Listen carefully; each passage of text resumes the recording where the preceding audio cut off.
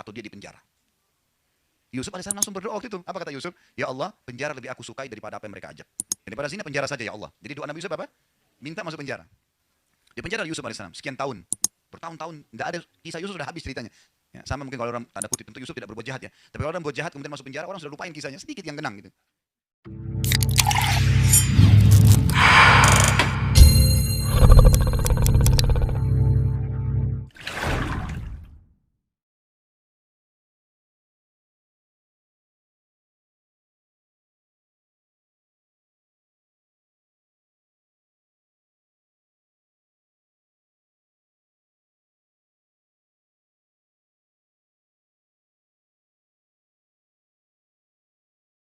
Nabi Yusuf alaihissalam terkenal sekali dengan ketampanannya. Tidak ada yang tidak kenal Nabi Yusuf sampai diberikan sepertiga kekayaan dunia. Saking tampannya, ibunya sendiri ajak dia berzina. Ibu angkatnya, Ratu Mesir, juga masih muda dan terkenal dengan kecantikannya. Dipanggil Yusuf ke dalam kamar, ditutup pintu. Hai Yusuf, hai Talak, lakukan apa saja yang kau mau. Digoda-godain dengan segala macam fitnahnya. Yusuf lari-lari, nggak mau. Ya, dalam surah Yusuf kan begitu, surah nomor 12, Yusuf lari, meninggalkan dia kan.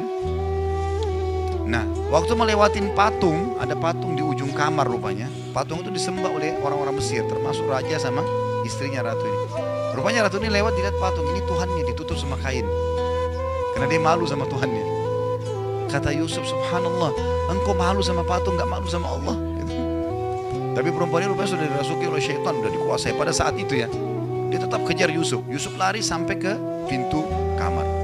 Lalu karena penasarannya dipegang baju Yusuf dari belakang, ditarik, sobek. Begitu dibuka pintu, saking lihainya nih perempuan pada saat itu, depan pintu ada suaminya. Langsung dia bilang, apa hukumannya orang yang mau ganggu istrimu? Padahal dia tadi yang bahaya gitu, ngajak orang. Saya tidak bilang ini politik wanita ya, tapi ini wanita yang melakukannya. Makanya Allah bilang inna kaidakunna azim. Perempuan kalau mau sesuatu dia pakai cara supaya bisa dapat. Mau beli baju, mau beli tas, harus cari jalan supaya bisa dapat. Jangan, sebentar. Jangan tersinggung. Tapi itu normal, alami. Baik, kembali ke kisah dulu. Maka si raja bijak, dia nggak mau menghukum Yusuf. Dia bilang sama orang-orang di sekitarnya, panggil hakim istana, panggil. Datang hakimnya. Hakimnya lalu ditanya. Hakimnya tanya Yusuf, kenapa Yusuf? Ibu ini yang ajak saya zina. Diajak ke kamarnya, ditutup, saya dikejar-kejar. Tanya istri ratu, bagaimana ratu? Jelas-jelas orang ini di kamar saya kok, gimana? Jadi luar biasa gitu. Maka untung bijak nih si hakim, dia bilang, kita kalau gitu lihat bajunya Yusuf. Kalau baju Yusuf robek dari depan, berarti betul si ratu. Karena laki-laki kalau mau nyerang dari depan, kemudian disobek bajunya karena membela diri. Tapi kalau baju Yusuf robek di belakang, berarti ini perempuan yang masalah nih. Ternyata betul dilihat bajunya Yusuf robek dari belakang. Tapi dia bisa dengan caranya membuat suaminya yakin kalau dia tidak salah. Ringkas cerita, tersebar satu Mesir kalau ratu tergila-gila sama anaknya sendiri gitu. Penasaran dia, undang semua satu Mesir. Wanita Mesir semua diundang oleh ratu, silakan datang. Datang ke satu hall yang luas. Entah berapa yang banyak datang. Disiapin pisau sama apel. Semua dikasih pisaunya yang tajam, yang baru dibuat. Sengaja gitu. Ini Allah ceritakan dalam Al-Quran, surah Yusuf ya. Begitu mereka sudah siap semua, lalu kata si ratu, silakan nikmati apelnya. Dipeganglah apel sama pisau. Waktu mereka mau potong, Yusuf disuruh keluar. Begitu Yusuf keluar, Allah bilang dalam Al-Quran, faqatta'na aydiyahun. Perempuan-perempuan ini sudah bingung, mana tangan, mana apel. Mereka potong tangan mereka, saking tampannya ya. Laki-laki sekarang lewat biar juga sudah mandi 7 kali, tetap aja nggak ada yang potong tangannya kan itu.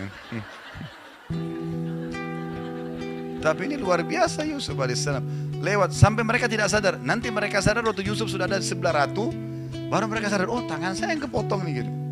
Baru mereka sadar. Lalu kata ratu apa? Inilah sebabnya kenapa saya mau zina sama dia. Kalian baru lihat sesaat sudah potong tangan. Ini orang tiap hari sama saya nih.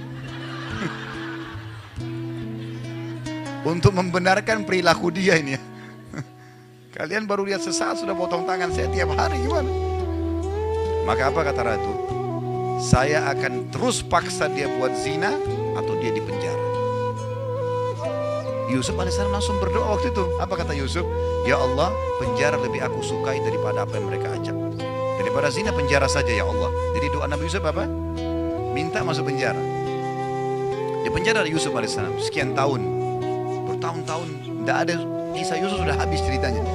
Ya, sama mungkin kalau orang tanda kutip, tentu Yusuf tidak berbuat jahat ya. Tapi kalau orang berbuat jahat kemudian masuk penjara, orang sudah lupain kisahnya, sedikit yang kenang gitu. Yusuf alaihissalam kedatangan Jibril. Lalu Yusuf tanya, hai Jibril, kenapa Allah biarin saya lama di penjara? Kenapa gak dikeluarin? Saya kan tidak salah. Kata Jibril, Tuhan menjawab, hai Yusuf, karena kau sendiri yang minta penjara. Karena kamu yang minta penjara. Kalau kau minta keselamatan, Allah kasih kau keselamatan. Kau kan bilang penjara lebih saya suka ya Allah.